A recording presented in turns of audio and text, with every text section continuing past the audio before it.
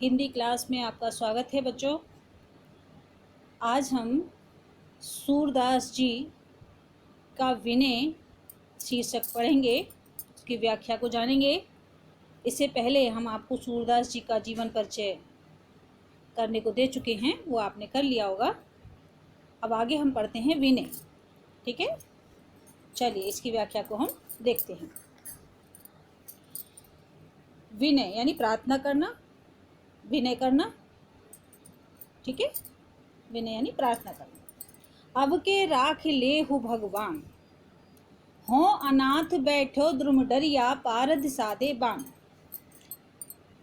अब के राखी, राखी माने रक्षा करना, भगवान यानी भगवान, हो माने मैं, अनाथ यानी जिसका कोई नहीं होता है, द्रुम यानी पेड़, दरिया यानी डाल, पारधी माने होता है बच्चों शिकारी, बाण यानी बाण, साधे यानी बाण साधना यानी बाण को कसना, भाजियो यानी भागना, सचान माने होता है बच्चों बाज।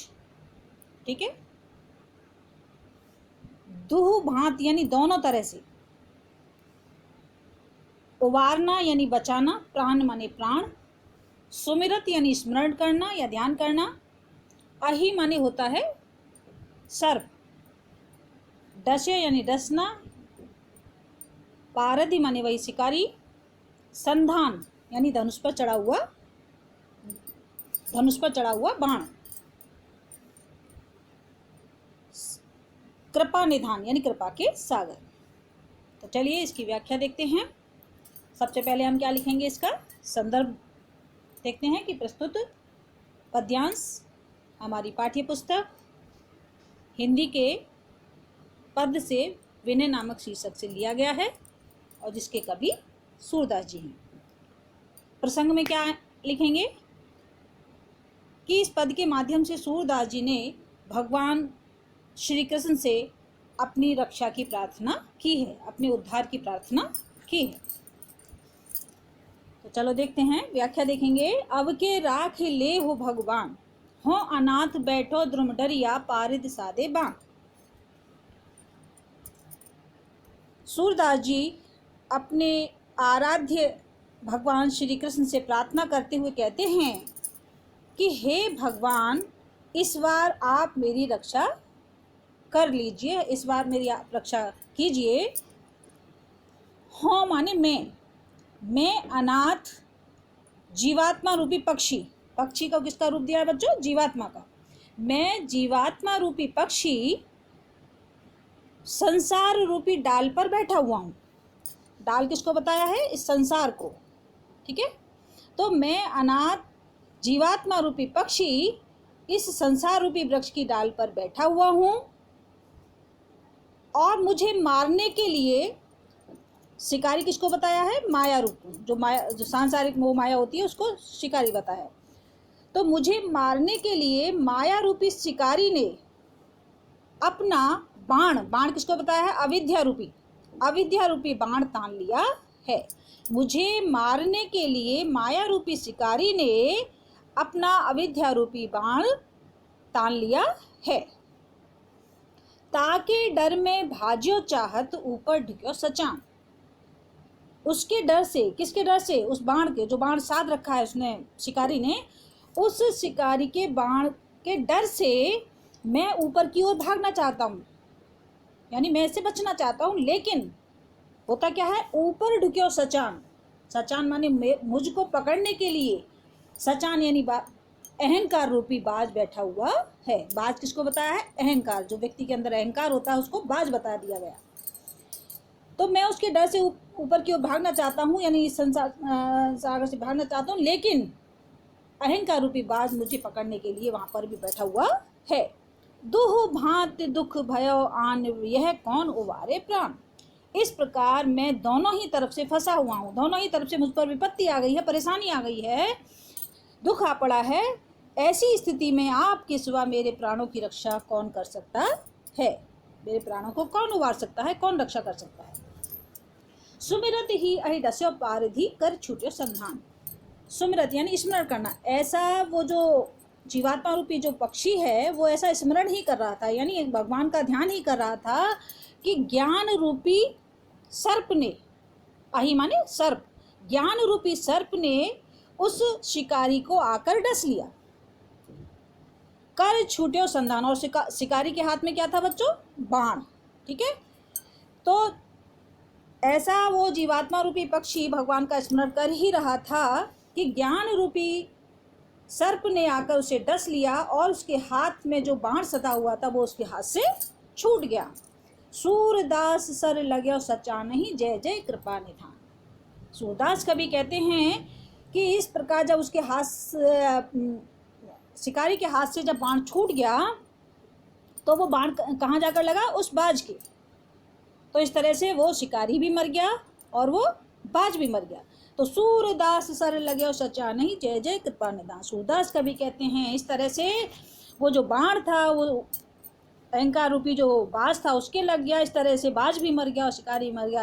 हे दया के सागर, कृपा निधान यानी दया के सागर, हे कृपा के सागर भगवान आपकी जय जयकार है।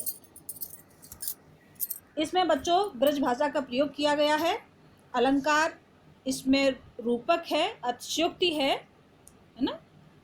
सभी जगह ये दिया गया है कि माया रूपी शिकारी, अविद्या रूपी बाण, है ना, ये सब इसमें क्या है? रूपक अलंकार। भाषा इसकी ब्रज भाषा है। और रस इसमें बच्चों जहाँ प्रभु से संबंधित कोई बात होती है वहाँ शांत या भक्ति रस होता है, तो यहाँ पे शांत या भक्ति रस कुछ भी लगा सकते हैं। और इसमें छंद है बच्चों गेय पद। ठीक है, तो ये आपका विनय हुआ। अब अगला देखते हैं। मेरो मन अनंत कहाँ सुख पावे, जैसे उड़ी जहाज को पंछी फिर जहाज पे आवे। मेरो मन अनंत, अनंत माने अनियंत्र या दूसरी जगह। कमल नैन को छाण महातम, कमल नैन यानी कमल के समान नेत्रों वाली, छाण माने छोड़कर, महातम यानी महिमा, देव माने देवी देवता,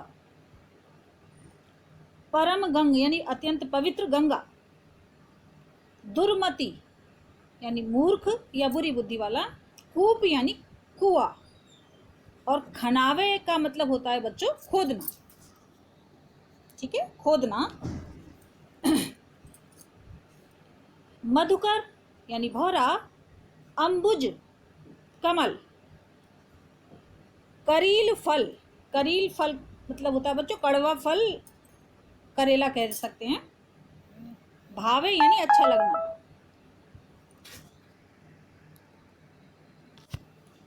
कामधेनु यानी सभी इच्छाओं को पूर्ण करने वाली गाय को कामधेनु बोलते हैं। तजी माने छोड़कर, छेरी यानी बकरी, दुहावे यानी दोहना यानी दूध निकालना। तो देखते हैं, चले आगे देखें, व्याख्या देखेंगे। मेरो मन अनंत कहाँ सुख पावे, पहले प्रसंग पे आएंगे। इस पद्यांश में सूरदास जी ने भगवान श्री कृष्ण के प्रति अपना प्रेम व्यक्त किया है, यानी भगवान श्री कृष्ण के अलावा और उन्हें कोई देवी देवता उन्हें अच्छे नहीं लगते या ना ही किसी की उपासना करना चाहते हैं। तो इसी का वर्णन यहाँ पर किया गया है। मेरो मन अनंत कहाँ सुख पावे। सूरदास जी कहते हैं कि हे भगवान, आपके बिना मेरे मन को कहीं पर भी सुख और चैन की प्राप्ति नहीं हो सकती है। जैसे उड़ी जहाज को पंछी फिर जहाज पे आवे। उन्होंने उपमा दी है कैसी, कि जिस प्रकार जहाज से उड़ा हुआ पक्षी किसी दूसरे स्थान पर बैठने के लिए जहाज से उड़ जाता है, लेकिन होता क्या है कि चारों ओर उसको जल ही जल दिखता है और फिर से वापस उसी जहाज पर आ जाता है। कहीं स्थान ना मिलने के कारण वो फिर से वापस उसी स्थान पर आ जाता है, उसी जहाज पर आ जाता है। उसी तरह से मैंने भी बहुत से देवी देवताओं की पूजा की, लेकिन मुझे आपके सिवा कोई भी अच्छा नहीं लगा या मुझे और किसी की उपासना नहीं करनी, इससे मैं फिर से आपके ही चरणों में आ गया हूँ। कमल नैन को छाड़ी महात्म और देव क्यों धावे। क्या कहने सूरदास जी कि कमल के समान नेत्रों वाले भगवान श्री कृष्ण की महिमा छोड़कर मैं किसी और देवी देवताओं का ध्यान क्यों करूं? परम गंग को छाड़ पियासो दुर्मति कूप खनावे। ऐसा कौन दुर्बुद्धि होगा, ऐसा कौन मूर्ख होगा जो अत्यंत पवित्र गंगा को छोड़कर अपनी प्यास बुझाने के लिए कुआं खोदने को चलेगा। अर्थात ऐसा कौन मूर्ख होगा जो प्यास लगने पर गंगा के पवित्र जल को छोड़कर कुआं खोदना शुरू करेगा। अर्थात ऐसा कोई मूर्ख नहीं है। जिह मधुकर अंबुज रस चाख्यो क्यों करील फल भावे। जिस मधुकर ने यानी जिस भौरे ने कमल के रस को चख लिया हो, कमल के रस का स्वाद ले लिया हो, उसे करेले का रस या करील का फल जो होता है उसका कड़वा रस उसे क्यों अच्छा लगेगा। कहने का तात्पर्य क्या है कि जिसने भगवान श्री कृष्ण की भक्ति कर ली उसे और किसी देवी देवताओं की उपासना में कहाँ मन लगेगा। सूरदास प्रभु काम देन तज छेदी कौन दुहावे।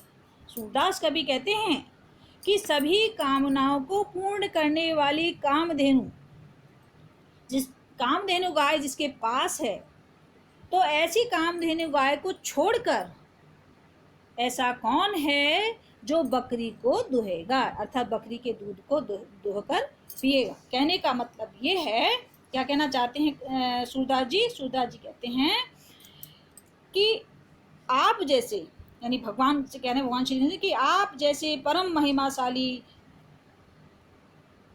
भगवान को छोड़कर मैं अन्य देवी देवताओं की उपासना क्यों करूं।